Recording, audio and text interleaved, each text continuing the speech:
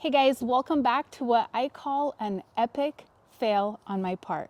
A couple of months ago, we had a really bad ice storm here in Oregon, and it led me to lose several hundred of my dahlia tubers, which is so upsetting. I know you're invested into dahlias like I am, so I get to share all of my wins with you. I want to be able to share my fails. So I'm going to go ahead and get a couple of the containers of the dahlia tubers that we have in our flower shed. Remember, well, I don't know if you guys remember, but in a previous video, we were trying to store them in our shed as an experiment. And the experiment was going great until it wasn't.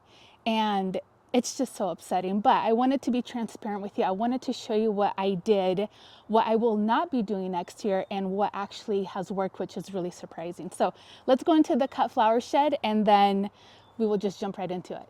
Okay, we're in the shed. I know the lighting in here isn't great, so we won't hang out in here for too long, but in short, I wanted to experiment with storing our tubers in the shed because we had more space and there were a lot more tubers this year, so I wanted to experiment. Well, this area stays relatively consistent throughout the winter time. I even bought a little digital thermometer that is connected to my phone. So I was able to monitor the temperature and it was great.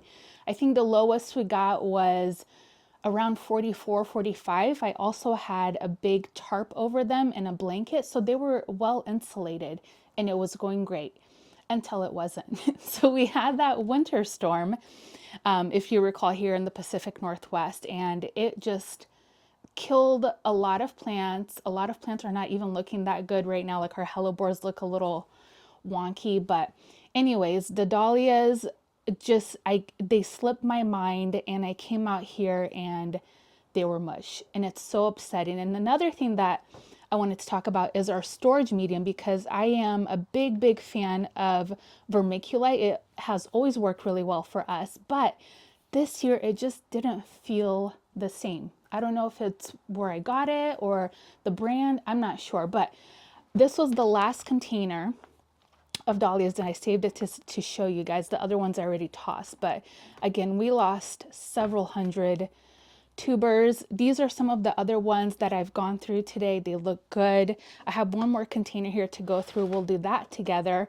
And then all of the other tubers are inside the house in one of our guest bedrooms. So let me go ahead and get these. Actually, I probably shouldn't stack them, but let me go ahead and get these. Let's also get some pruners because I am going to cut into one of these so you can see how sad they look. And I'll show you kind of how to tell if your tuber is viable or not at this stage of storage.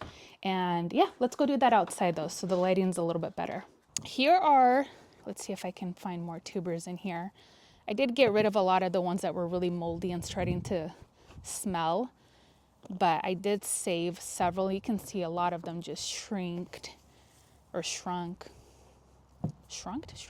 don't know if shrinked is a word, but anyways, they just don't look very good. And I'll cut into one so you can see what they look like. And one of the ways that I like to, if I'm questioning whether a tuber is still good, is I'll make a little cut in it, like usually at the tail end of the body of the tuber, just to see how it looks. If it's translucent, then I know it's a goner, and I'll show you what that means. So you can see these tubers, they're like, I mean, when you touch it, it still feels a little bit firm, but I can hear the skin detached from what's on the inside. It's almost like a little bit papery, and I just know that this is a goner. Like all of the other ones, you can see that they're mushy, which if you have a tuber that's mushy, that's not a good sign.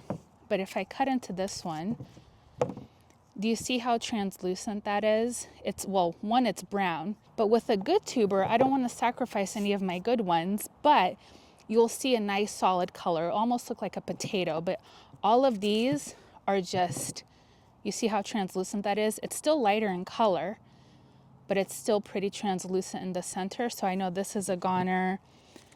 Yeah, see, that one is brown and mush. So these will not bloom. These will not do anything. This one is starting to be pretty translucent. This one like dried up. I just wanted to give you another look. You see how that one is translucent in the center. The other ones are brown, and you can just tell that they're no good at all. So the other tubers that we're going to be looking at are the ones that I started to store in sphagnum peat moss.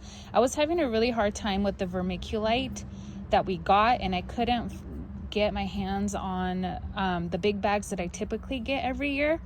So I reached out to a couple of friends who are growers, and they suggested this, and it worked really, really well. I still do prefer the vermiculite, but this did work. So some of these were already shriveled from the vermiculite that I transferred over here.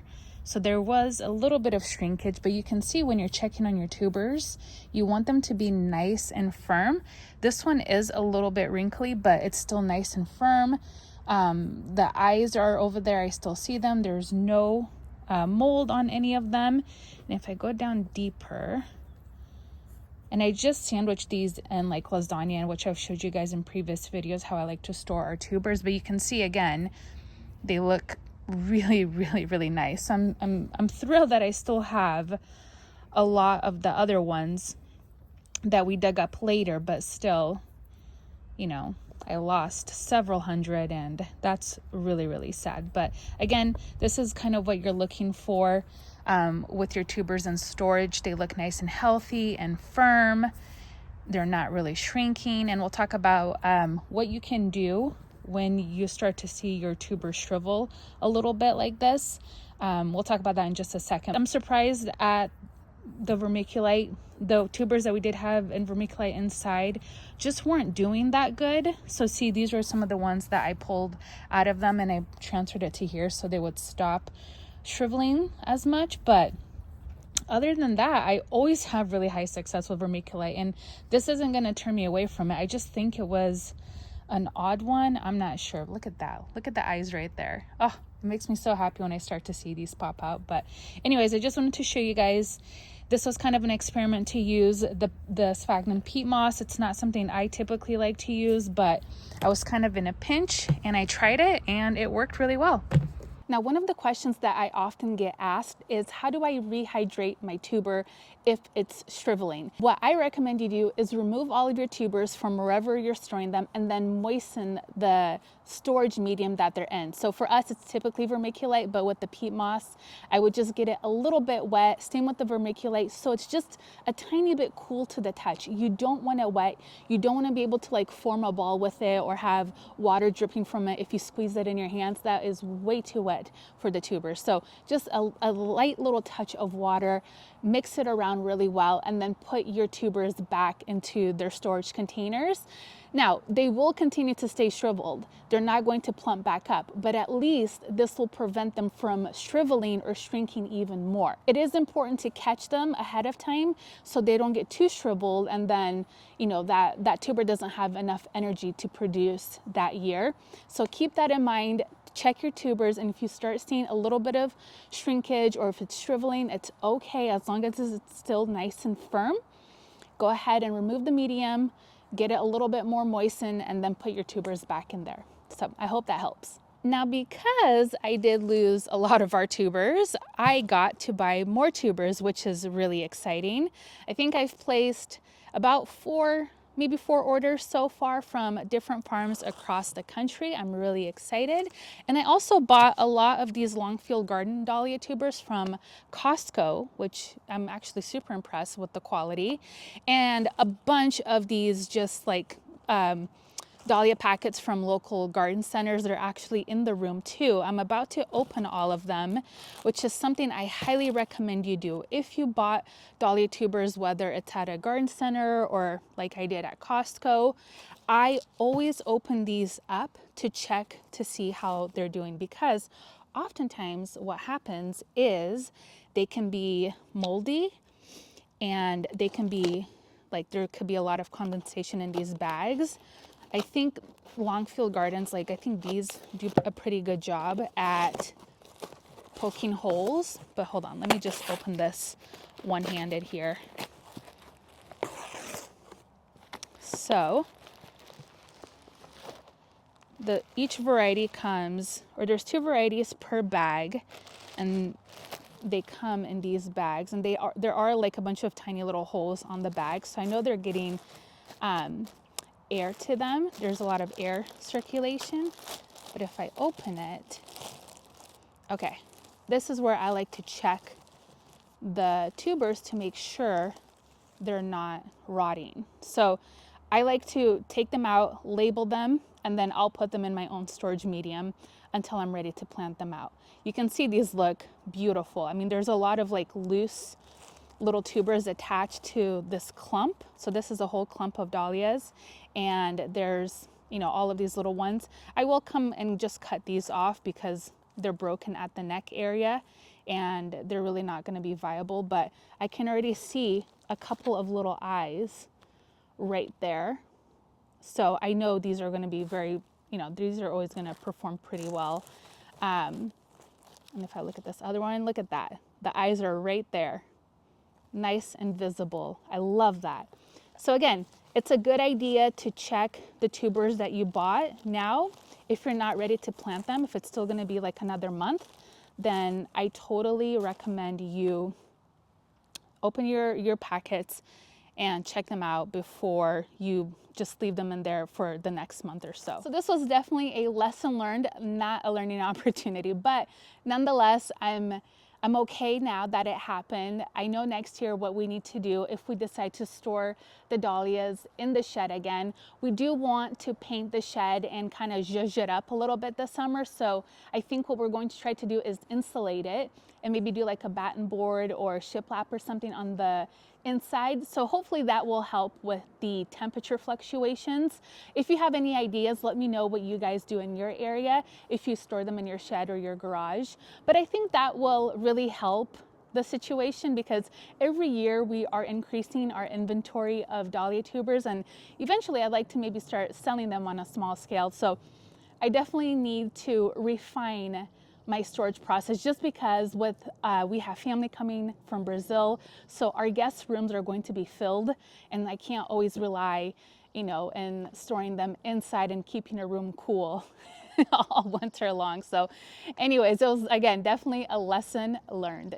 And I think that will wrap up today's video. Again, if this has happened to you, I hope this makes you feel a little bit better. And you know now that it happens to the best of us and it's okay. And I knew in my heart, like, the people that I know would understand my sadness is you. You guys are invested in the flowers and the dahlias like I am. So I had to share this loss with you, not just our wins, but our losses too. So I knew I could come to you for comfort. So I'm happy I got to, you know, show you what happened. And yeah, it's just part of gardening, I guess. It's just one of those lessons that it's hard to swallow, but it is what it is. Now, Mom and I are going to be headed over to my nephew's house. We have a high of 72 this weekend. It's a beautiful weekend. I hope it's beautiful where you are and you get out in your garden and get your hands on some soil. That always feels so good. But we are in Oregon, so I don't want to say it's spring quite yet because it could snow tomorrow. So who knows what the temperature is going to be like in about 10 days. So anyways, thank you guys so much for hanging out with me today in the garden, and I'll see you guys next time. Bye-bye.